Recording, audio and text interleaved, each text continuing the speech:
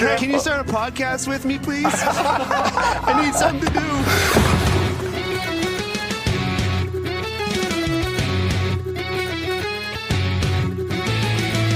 Pastrnak sent it out in front of Malkin to save. They score! Elias Lindholm looks to the heavens. Here's a chance. Potter right in, and goalie scores.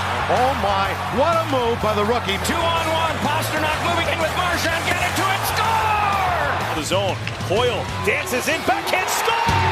Lindholm right wing corner. Pastrnak is there. He scores! David Pastrnak wins it for Boston.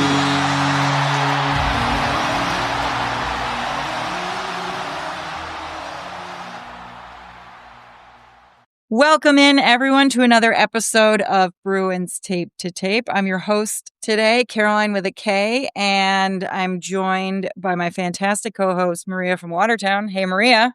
Hey, Caroline. How's it going on this Monday morning?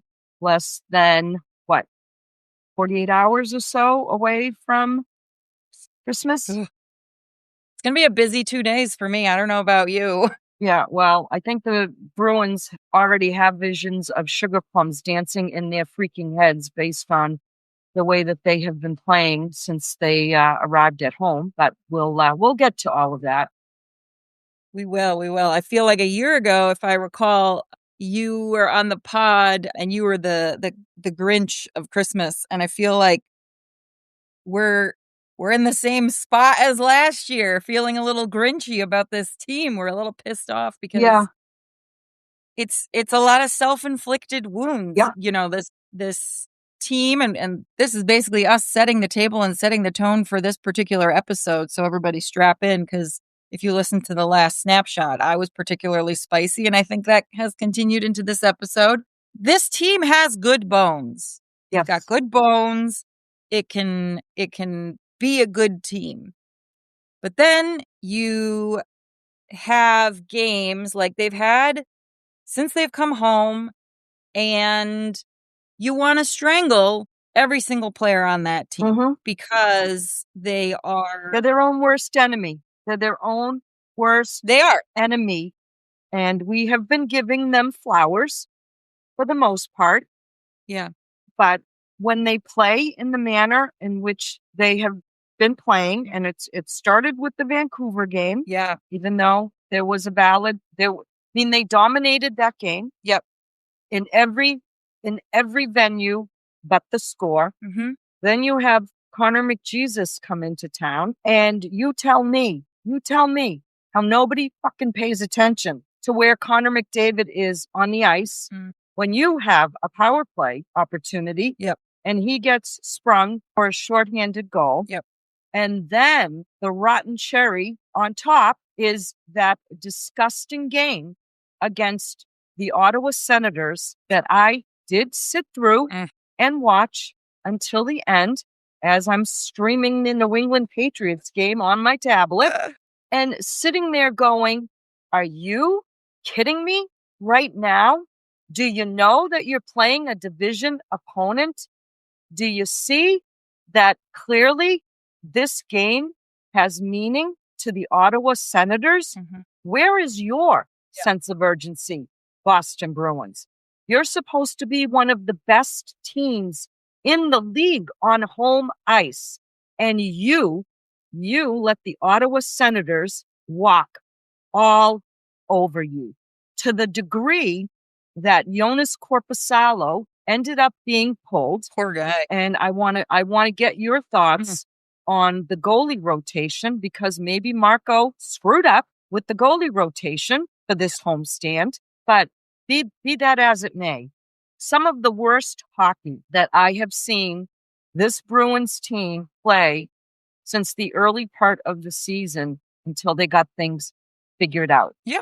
And when they go off the rails, it's not pretty. It is ugly. Yeah, I was thinking the exact same thing, that I haven't seen Boston play this poorly since the last time they played the Ottawa Senators. And I don't know what it is. Ottawa has had the Bruins number for years. At this point, even going back to the perfect season, it was like the one team that they struggled against. Yes. I don't know if it's just how Brady Tkachuk leads his team and gets them, I don't know, motivated fast because I think it was Billy said during the first intermission yesterday, the Ottawa, or maybe it was Barry, Ottawa Senators, it's not like they are particularly good at XYZ, right? Their power play or their penalty kill or whatever, but their speed and their tenacity and just kind of the way that they approach the game is what is constantly sinking Boston. Were the officials terrible? Yeah, they've been terrible, but they're not the reason why. They were not the difference in this game. It was Boston's self-inflicted wounds. And in terms of the goalie rotation, I mean, I understand why the goalie rotation was the way that it was. So what we've seen has lately, at least this season, Jeremy Swayman seems to have a ceiling when it comes to performance, ability, consistency, reliability, and the number of games played. His magic number seems to be 3, which is fine. I don't have a problem with that. And we know with Korpisalo, he can't not play for a very long time because then he has rust he's got to shake. So knowing this, using him perhaps a little bit more is a good idea. And I think the reason why Jeremy was played against, who was it on Saturday?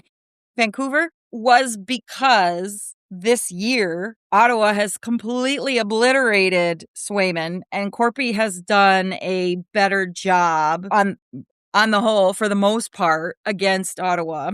He's given the players in front of him more chances to retake the game than Swayman has. So I understand why they chose who they chose for which game. However, both games ended up disappointing, at least on the goalie side. And I'm not saying that the goalies did a bad job. It was just disappointing because Vancouver was Swayman's 4th game and Korpisalo had no help and he hadn't played again. So we were already behind the 8 ball going into this weekend because of the goalie situation. I don't know if there was really anything that the coaching staff could have done to prevent this particular situation. I don't know. I just, to your point about Ottawa having the Bruins number. Ugh. Now, they've played 4 times now, and Ottawa has outscored us by a margin of 20-10. Jesus. 20. I just did the quick math here. Now, folks, you can check me out because I did it very quickly. But we have a 7-2 loss that started the season, then a 3-2 win by the Bruins, then a 5-3 loss, and now a 6-2 loss. So there is something about this Ottawa style of play. Mm-hmm. I called them relentless, and there are some teams in this league that are absolutely relentless on both ends of the ice, both their back checking and their forechecking. And then if you play the way that you did in the game last night with your heads stuck up your asses and looking around, waiting for someone else to make a move or make a play, like there were no clean, very few, if any, clean entries by the Bruins last night. Mm-hmm. And then when they got a clean entry, they did nothing with it. Right. I want to hear your take on what Ray Bourque said last night. If I was in the booth, I would have kissed him for saying what he said. So he was asked a question about, Charlie McAvoy and his play, and Bruins alumni are always very deferential to the current players. Okay, no one wants to criticize. Yeah. You're a former Bruin, but here's what I'll give him credit for. And how often have we been saying this? He wished, and I'm paraphrasing, but this is in essence what he said, that he wished that Charlie would shoot more because he has a good shot, because he has the ability.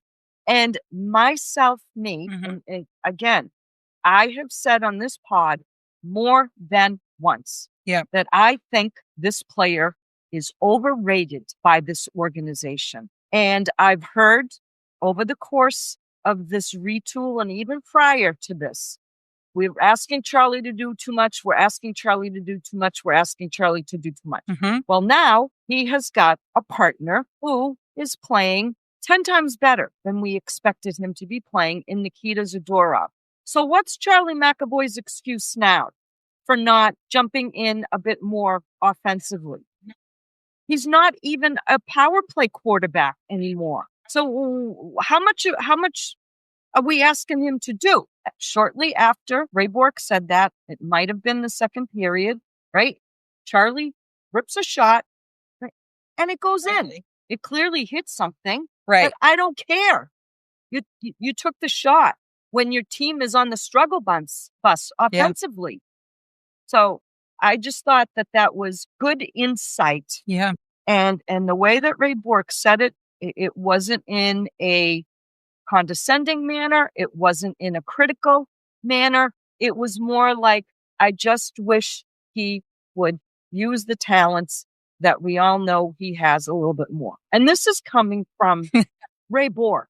Hello? I know. Now, here's when I'm going to be really pissed off at McAvoy. Okay? If he goes into the Olympics and he plays beast mode like he did in the Four Nations and then comes back to Boston and I don't see that same beast mode, dude, I'm going to rip you from one side to the other. He's going to be dead to you. Yep. And again, I'm not laying this all at anybody's feet. Yeah. Last night was an abysmal performance. Yes. By the team as a whole. Pretty much abysmal. Even when Mark Kastelik tried to get some energy inflected into the game with that fight that he had. And those guys, they went for a long time. The refs let them go. And we'll get to that officiating crew too.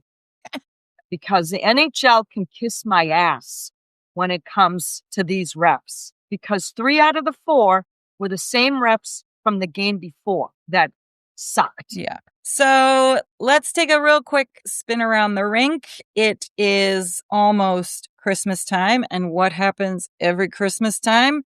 We've got World Juniors coming up. The preliminary rounds have actually already started. The actual tournament kicks off on December 26th every year.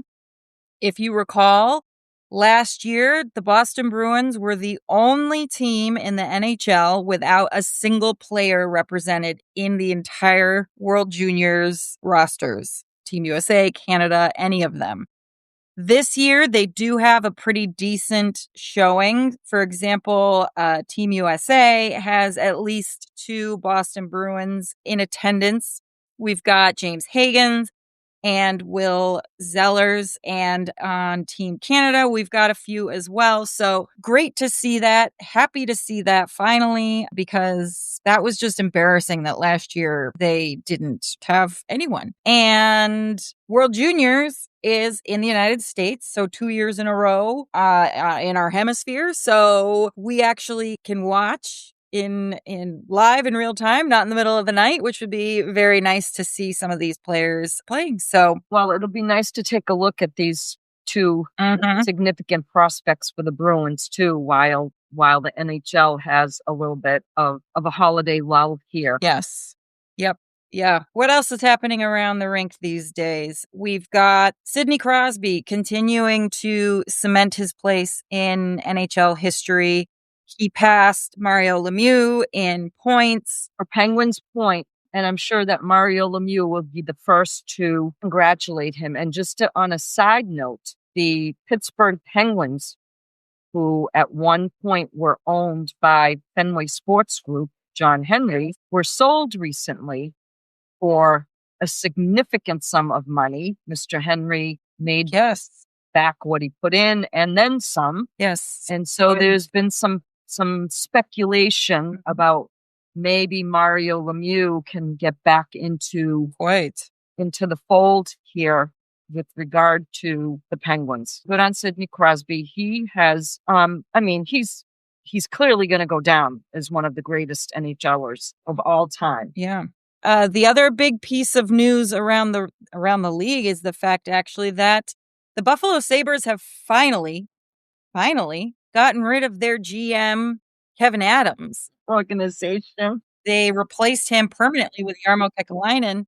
And look, I'm not a Sabres fan. I'm indifferent at best. My God, I feel bad for any team that is in a situation like that. Much like with the Arizona team and their owner effectively killing that franchise, Kevin Adams was doing that too. The decisions, the number of players that have passed through Buffalo to go on and win Stanley Cups is embarrassing, I would say. And the Sabres have had quite the bump from this change. They have been on a win streak. I'm just looking. They're on a heater, man. They have won 1, 2, 3, 4, 5, 6 games in a row. Yes. 6 games in a row. Yes. There's always a bump with any kind of change, whether it's the coaching change bump, a trade bump, like we've seen a little bit with Edmonton, although their new goalie is out now for some time.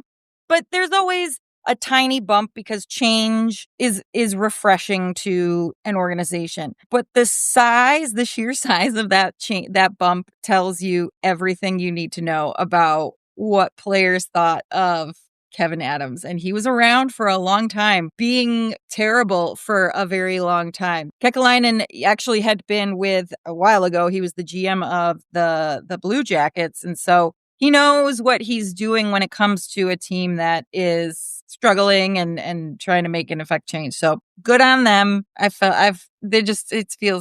bad for them. So well, and their fans have been it's been brutal for their fans. So, and again, I'm not a Sabres fan either. You hate to see it though for an extended period of time for a franchise like that. Right. They've been a suffering fan base for so long that doesn't necessarily mean that they've turned it around fully and completely, but the way that things are playing out in the Eastern Conference, where there seems to be really no team other than maybe the Carolina Hurricanes and the Washington Capitals, the Red Wings too, but it's up and down every day. The standings are so tight, and I don't even want to call it parity. Maybe I'll call it mediocrity. Yeah, the level of mediocrity is to such a level, which makes it even more freaking annoying when the Bruins lose a game to a division opponent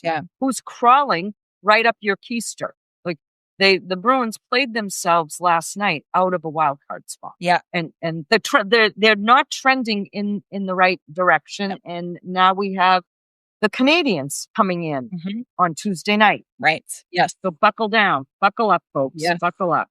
Well, and prior to the debacle, Bruins had finally entered the conversation when it comes to the Super 16 and the power rankings for on the NHL's website by the NHL writers. That's probably going to be a flash in the pan after what happened this weekend. But well, it's kind of hysterical because these same writers, most of them, didn't even have the Bruins on their radar when they did their preseason predictions about playoffs and contenders and whatnot. So it's a little ironic, but yes, they've played their way into the conversation when it comes to the Super 16. Yes. And every team has hiccups, but what is very troubling is this has been kind of a downhill slope that started with the Vancouver game and maybe the level of frustration because the Bruins were dominant in that game. Like they put over 40 freaking shots on goal. Yeah. On Vancouver. Yeah, let's talk about the games this this past week. So we had the Utah Mammoth coming to town. The last time the Bruins played them, obviously, was out in Utah. This is their second and final matchup against the team this season. And it was a completely different game. It was exactly the kind of game you wanted to see against a team like Utah. It's the game that they should have played the first time they were out there. Solid game, A+, no notes. Then they host the Oilers, and it's all of a sudden where the wheels started to come off for the remainder of the weekend. A little bit, yes. Now, I don't think they played a bad game. No, but you could see it all looking at these 3 games kind of together. You can see the downward progression of what was going to ultimately happen in the Ottawa game. And you have a team in the Oilers that has Connor McDavid, Ryan Nugent-Hopkins, right? I mean, right? Yeah. The list goes on and on and on.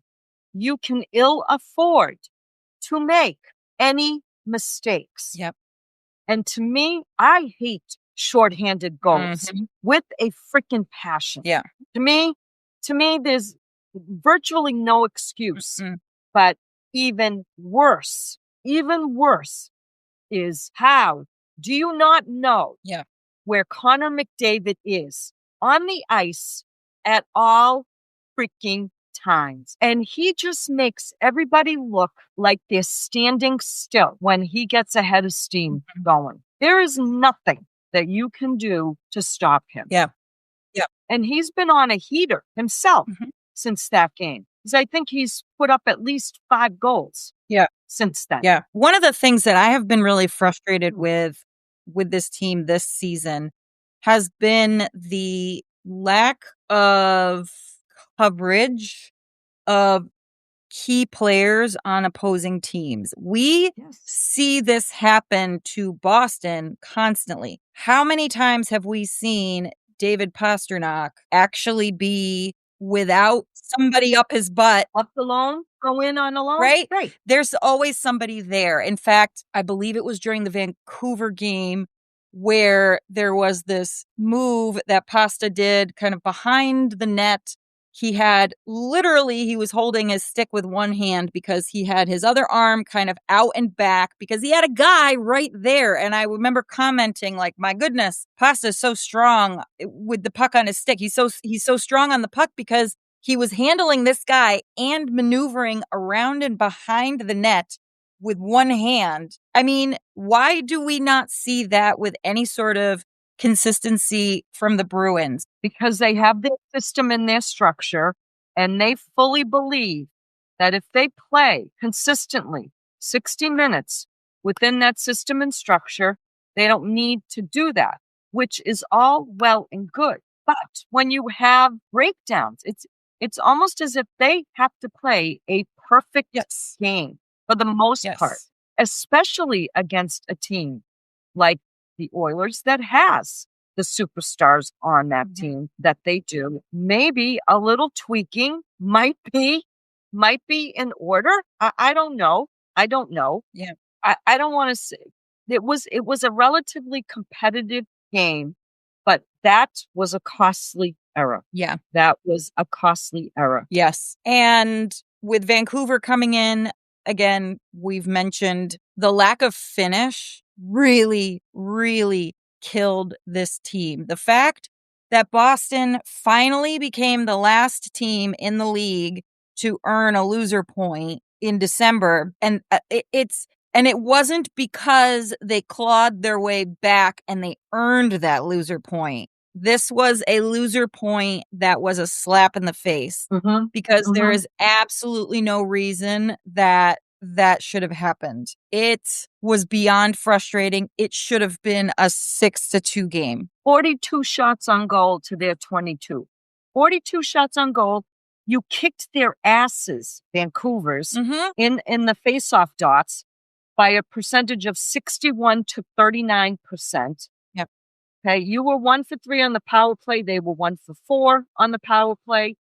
They had a handful of more hits than you did, but fact that the Bruins weren't able to capitalize. And credit, and I don't want to be dismissive of Vancouver's goalie, because he did have to make some pretty damn good saves. He did have to make, so credit to him for eking out the win. But my God, and that's when you see that maybe it's frustration, like we're getting looks and nothing's going in. Who the hell knows what the mindset is? Yeah. And that just then compounded into this Ottawa game that was just absolute trash. It was absolute trash. Oh, God. Trash. From the get. I mean, the number of times that Boston has allowed a goal within the opening minute of a game is embarrassing. And then allowing power play goals. Yeah. Almost when you've almost had it killed off, like, it's in a bond. They have gone from being at the top of the league when it comes to their PK to now being one of the teams that is like egregious in giving up power play goals, especially late in the penalty. They are sinking faster than the Titanic when it comes to this penalty kill ability, and their frequency of allowing a goal either at the very start of a game, start of a period, end of a power play or PK. It's again that lack of focus. Like they take their eye off the prize for any stretch of time. And like you said, this team is very fragile. We compared last week and the week before this team to a Jenga tower. And not only is it that way because we need those key players to be there to do those specific jobs, but they also have to consistently keep doing these things over and over and over again. They cannot stop, because if they stop paying attention, if they stop playing to their identity for a minute, they're taken advantage of. You had the Bruins had 5 power play opportunities. One was a 5-on-3, I believe. Yes. In the first period, that David Pastrnak, that was their lone power play goal. 1 for 5. Yeah. Ottawa was 2 for 4. Yikes.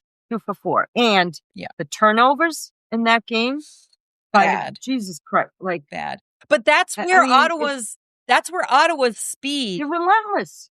That's where their speed comes in, because they can just zip right in. Because what does Boston do too much? They pass way too much. They pass so much that no wonder in most of these games, Boston is not blowing anybody out of the water. And when they do shoot, I don't know why it's not going in. I don't know why. I do not understand why. Like Vancouver. They finally were shooting. Why wouldn't it go in?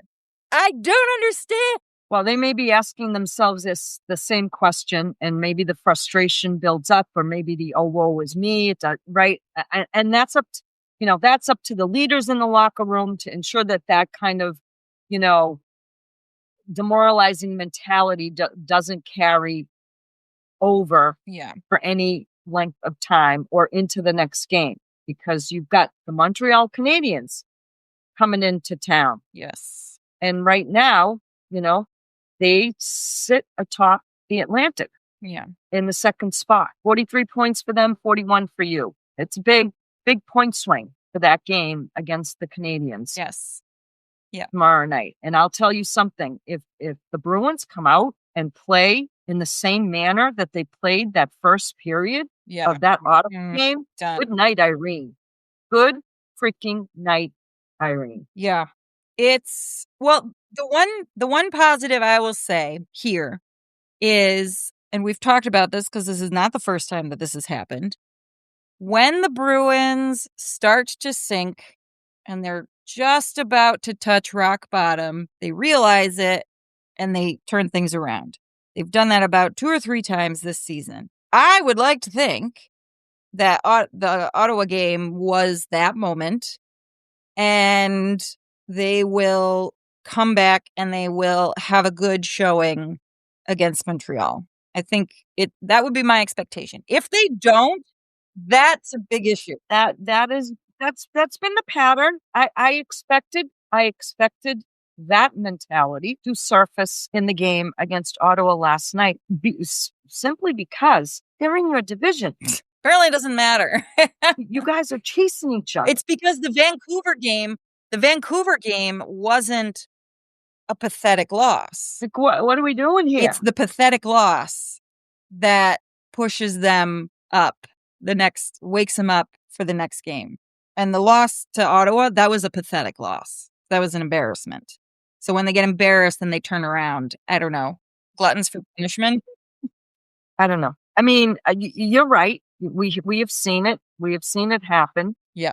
And again, every team has its oh shit moments. Yes. But this has been a team that has been pretty solid all season long on home ice. And the fact that they have now lost 3 games in a row. I mean, that's their biggest slide in a little bit. Yes. So another reason why I am expecting good things out of this Montreal game. But then they go into the mini break. So we'll see kind of what comes out of that, because we don't see another game until the 27th. So they're actually going to have quite a little bit of time off. And then they head out to Buffalo. Again, another divisional game. Yes. Especially with the new look Sabres out on the ice. So let's talk about your stick taps. Who's getting stick taps this week? Well, just because, it is the holiday season, and I don't want to be a total humbug with regard to this team, but there are players that during the last 4 games have been producing. Maybe the results aren't what we want them to be. But, we've got Morgan Geekie, Pavel Zacha, Charlie McAvoy, all with at least 4 points in each of those games. David Pastrnak, Elias Lindholm, and Marat Hustadinov, all with 3 points respectively each. Would I like to see guys like Charlie McAvoy pump in a few more goals? I know our back end has been pretty quiet. And when you have the likes of David Pastrnak, who's only had 1 goal in that stretch too. He's been a little quiet, a little too quiet. Elias Lindholm has not had a goal. He's had assists. But these are guys. It can't just be Morgan Geekie. It can't. You're not going to get very far if we're only relying on Morgan Geekie. So, but I do want to give these guys some credit for at least pulling some offensive weight during this stretch. Yeah, I agree. I think I kind of started saying it jokingly, but then seriously during the Vancouver game, during important moments where the Bruins really needed to score or what have you, whether it was towards the end of the game, during the overtime, and then even when we got to the shootout, I'm like, where's Pavel Zacha? Get him out there on the ice, because clearly this man is having some very good luck right now. He is actually hitting the net. Get that man out there. So definitely stick taps to him for right now, for sure. And I want to give stick taps to Tanner Janot and Mark Kastelik too, because I think they have been pulling their weight. And actually, the goal that Tanner Janot scored against Vancouver to put the Bruins ahead, they were giddy. Those 2 guys were giddy because the passing between Fraser Minton and Kastelik, I don't know if Kastelik did a behind the back pass to Janot, and they were still giggling about it when they went back to the bench. So, I mean, that's the type of secondary scoring I think you would like to see a little bit more of. Yes. That line they're a tough bunch of SOBs to play against. Yeah. I think Brick aptly named them the identity line. They are what we want to see out of this entire team. Yes, he's right. He's absolutely right. On the flip side, the penalty box, I think there's at least one person who got stick taps and goes in the box. Good Lord giveth and the good Lord taketh away. But Hampus Lindholm has been awful, very quiet and he's a -3 Yeah. in this 4-game stretch that we've been talking about. Yeah. Now, and I know plus minus is not the be all and end all, and some of that is due to the fact that you're giving up power play goals, and he's a key penalty killer. Yeah. Our buddy David Pastrnak, like, great, you've had 4 points, but you're a -3, so It's not good. it's not good. It's not good. And Andrew Peakman, he has been on the struggle bus. Yes. I'm not quite sure if he's hit a wall or if he's fighting something, but he's definitely been fighting the puck. And at times he looks a little bit lost in coverage. Yeah. He's had his good moments and bad moments in just this past week because he had a key goal, a timely goal scored, and then turns around and causes goals. Yep. So, well, or just you're standing there. And again, there's nothing I hate more than a hockey player who just stands around. ugh, But it pisses me off even doubly when it's a defenseman. yeah. Yeah, you should never stop moving. Ever, ever, ever, ever. So that's the week that was. Like I said, we have one more game before the Christmas break. And then right after it, on the 27th, the Bruins are out in Buffalo. And then we will be back to discuss what we always discuss, which is what the heck are the Boston Bruins up to? Any final thoughts, Maria? Just a reminder that there will be the league shuts down in its entirety, which means that there's no trading or moving of players around during this period of time that the league is closed. They can get back to the business of hockey on 12/27. Indeed, yes. So short of that, I want to wish all of our viewers and listeners very, very happy holidays. Indeed, of course. And as always, like and subscribe for more content, and be sure to leave a rating and review to help other Bruins fans find us. You can support the pod by joining our Patreon or following us on our socials at Tape to Tape MK and on Substack at tape2tapemk.substack.com. And of course, go Bees! Go Bees!